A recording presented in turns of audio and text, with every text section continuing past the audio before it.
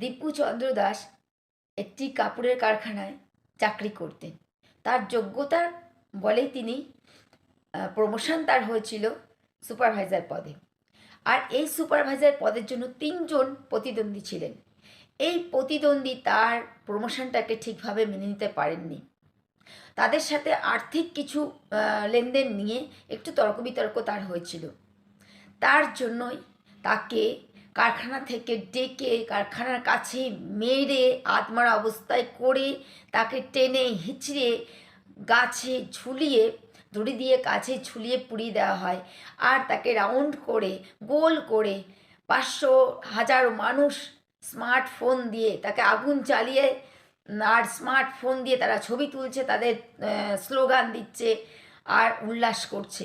একজনও ইসলাম ধর্মী বলেননি যে এটা অন্যায় হচ্ছে, তোমরা এটা কি করছো, আইনের হাতে তাকে তুলে দাও। একজনও বলেননি। আপনাদের ইসলাম কি এটাই বলে যেখানে সংখ্যালঘু রয়েছে তাদের ধরো আর পুড়িয়ে মারো? এটাই কি বলে? আপনারা এর শাস্তি ঈশ্বর আপনাদের দেবে। আপনারা আল্লাহ বলেন তো, সেই দেবে আপনাদের। ঈশ্বরই আপনাদের এর জন্য শাস্তি দেবে।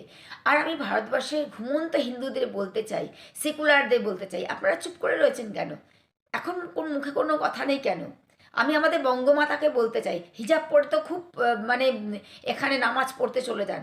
এখন আপনার মুখে কুলু পেটে রয়েছেন কেন? আপনার মুখ থেকে কোনো কথা বেরোয় না কেন?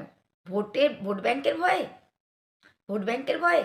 আর যে সমস্ত হিন্দুরা ঘুমিয়ে রয়েছেন, চুপচাপ করে দেখছেন, মজা দেখছেন, তামাশা দেখছেন, আপনাদেরও এইরকম মেরে এইরকম টাঙিয়ে দেবে গাছে আর জ্বালিয়ে দেবে। এই দিন আসছে, তৈরি থাকুন, খুব শিগগিরই এই দিন আসছে। এখনও সময় আছে। হিন্দুদের আমি বলতে চাইছি, ঘুমন্ত হিন্দুদের বলতে চাইছি, জাগুন, জাগো হিন্দু জাগো।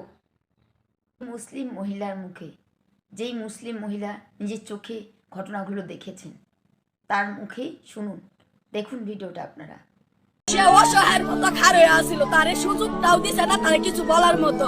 তারপরে ওরে মাইরা গাছের সাথে লটকাইছে, লটকানোর পরে ওরে আগুন দিছে। ধরার মতো একটা ছেলে আছে, একটা খালি বাটা মোবাইল চালাইছো।